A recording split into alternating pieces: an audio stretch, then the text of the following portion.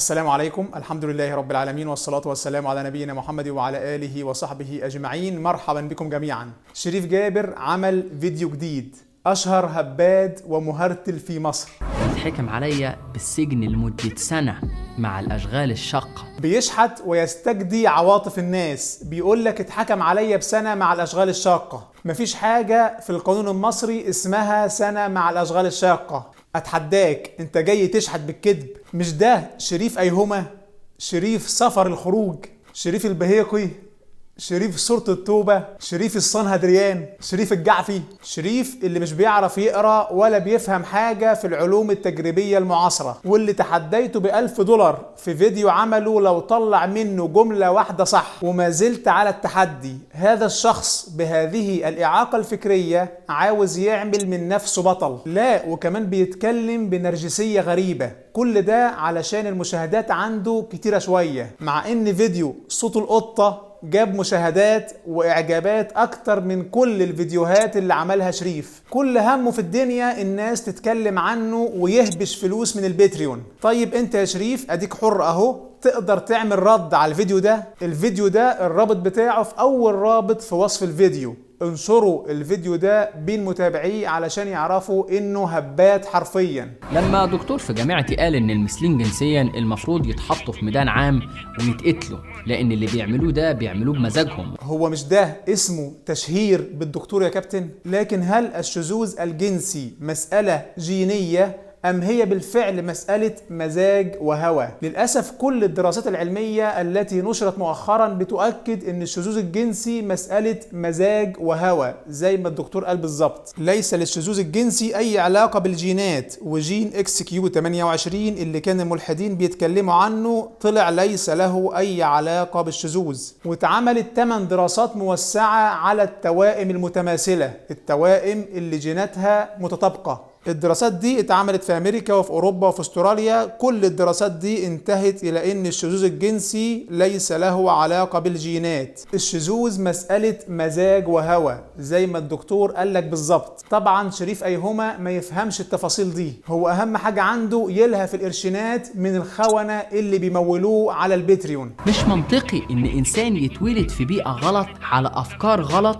ويعرف لوحده كده ان دي افكار غلط. الكلمة دي دبحت المنطق. الإنسان بيعرف إن الأفكار اللي بتبناها غلط لما بتخالف الواقع من حوله، لما بيحاكمها للبديهة العقلية اللي في ذهنه وبيكتشف إنها غلط، أو في المقابل بيكتشف إنها صح وموافقة للبديهة العقلية وموافقة للواقع من حوله. أنا مثلا إنسان اتولدت مسلم، اكتشفت مع الوقت أن الإسلام هو الدين التوحيدي الأوحد اليوم على وجه الأرض. بقية الديانات جعلت مع الله آلهة أخرى، أو جعلت الإله إلها قوميا خاصا بها. لم يبقى على توحيد الله، ذلك التوحيد الذي نادى به كل أنبياء العهد القديم، سوى الإسلام. فبديهي أكون متمسك بديني وما اسمحش لأي حد يهين مقدساتي. ديني موافق لبديهة عقلية مستقرة جوايا أن الله واحد. كل علماء الدنيا لما بينظروا للكون من حولنا وبيحاولوا يتصوروا إله خالق،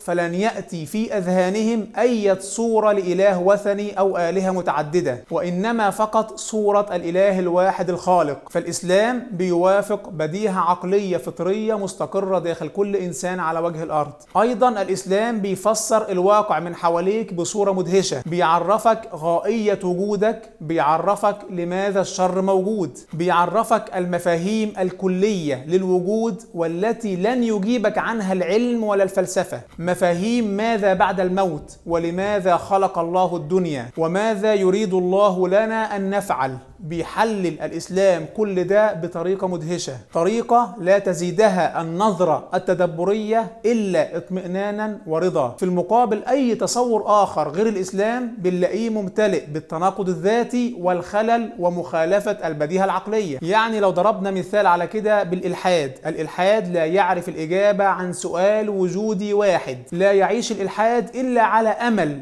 أن يكتشف المستقبل دليلا على صحته، بيعيش على فجوات مستقبلية. لو سألت ملحدا ما مصدر الكون هيقول لك ما نعرفش، أو بيديك إجابة غير مكتفية بذاتها، إجابة هي نفسها عاوزة تعليل. الإلحاد ممتلئ بالتناقض، كيف نشأت الحياة بالصدفة وأنت في قمة تقانتك العلمية لا تستطيع أن توجد ولو أبسط صور الحياة. الإلحاد تصور ممتلئ بالمحالات العقلية. كيف نشأت الأخلاق اللامصلحية اللا نفعية اللا ربحية في عالم تحكمه المصلحة الداروينية. الداروينية هي القانون الأعلى في عالم البيولوجيا. الإلحاد تصور يسخف بعضه بعضا. يعني مثلا كارل سيجان وهو ملحد لا أدري شهير يقول الإلحاد الإيمان بعدم وجود خالق هذا تصور مجنون، تصور سخيف، لأنك كيف تقول بعدم وجود خالق بلا بينة على هذه الدعوة العظيمة؟ بينما الملحد ريتشارد دوكنز يقول اللا أدرية فكرة سخيفة أشبه بمن يقف على السور بيرقص على السلم باللهجة المصرية. اللا أدريون جبناء فكريا. فالإلحاد هو تصور يسخف بعضه بعضا، يقوم على المحالات العقلية، مذهب اللا إجابة واللا حل، مذهب يكفر بأدلة يقينية ملء السمع والبصر. وأنا عملت كتابين في أدلة صحة الإسلام، كتاب تخلص من إلحادك وكتاب تعزيز اليقين. الكتب دي روابطها في وصف الفيديو، حملوها وانشروها بين الشباب. ما هو الدين؟ الدين أن تبحث بالأدلة العقلية عن حقيقة وتجدها. ما هو العلم؟ العلم أن تبحث بالتخمين العلمي عن نظرية وتظن أنك وجدتها. ما هو الإلحاد؟ الإلحاد أن تبحث بالسفسطة والخيال عن وهم لا تجده وتظن أنك وجدته. لأن الفكرة لو صادقة عمرها ما هتحتاج لا الترغيب ولا الترهيب عشان حد يقتنع بيها. الكلمة دي بتدل على إننا أمام أحمق القرية. كل علوم التربية في كل جامعات العالم بتقوم على قضية أن الترغيب والترهيب هم أسس التربية الفعلية للجنس البشري. التربية بتقوم على 3 قواعد كلية: التكرار والترغيب والترهيب. كرر النصائح، رغب في الخير، وخوف من فعل الشر. كل الدساتير في العالم وكل القوانين بتقوم أيضا على فكرة الترغيب والترهيب. الواد ده محتاج فعليا حد يقعد معاه ويفهمه إن دماغه ضايعة.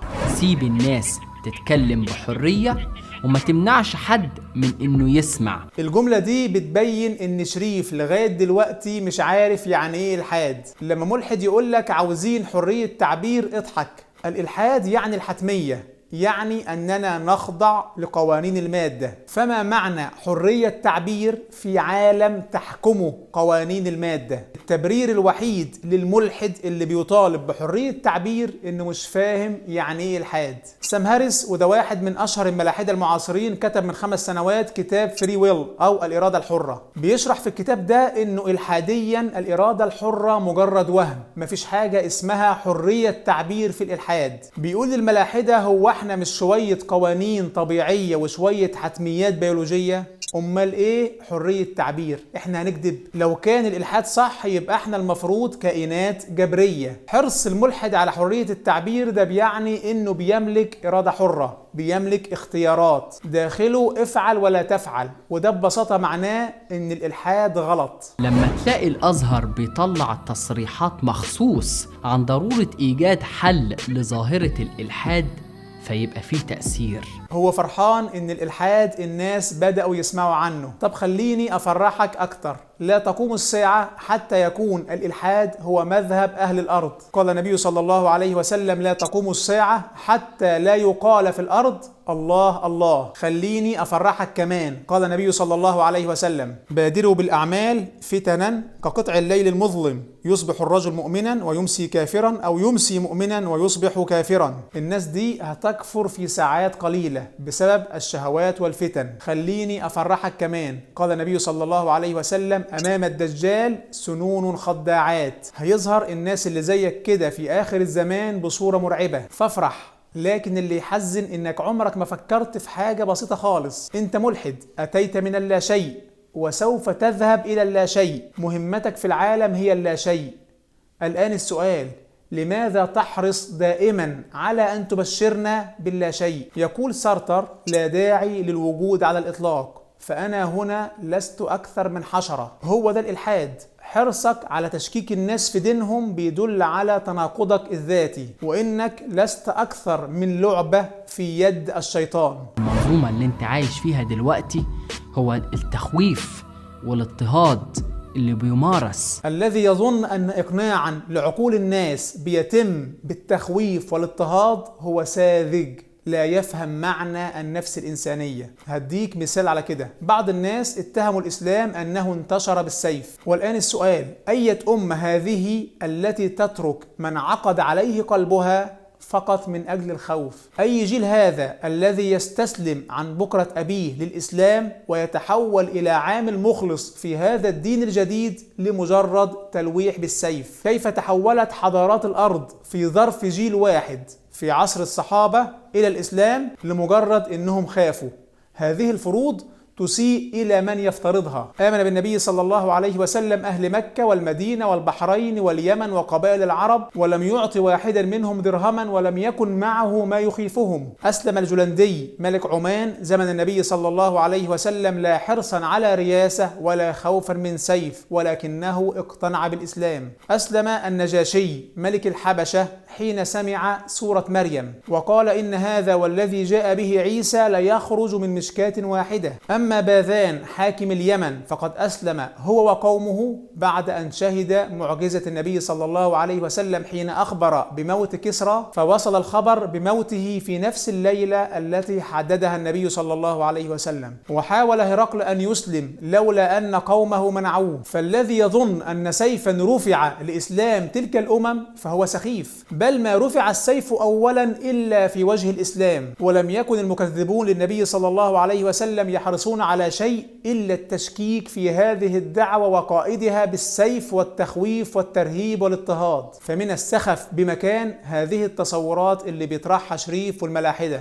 طبعا حلقة شريف ملهاش أي 30 لازمة، لكنه تاجر إلحاد، بيتاجر بإلحاده. فهو خايف على القرشينات اللي بيلهفها من البتريون، فبيحاول يطمن الخونة اللي بيتبرعوا ليه على البتريون، فبيقول لهم أنا لسه موجود وهعمل فيديوهات فما توقفوش التبرع. شحات درجة أولى. بس إذا كنت أنا معرض حياتي للخطر، أنا مكمل ليه؟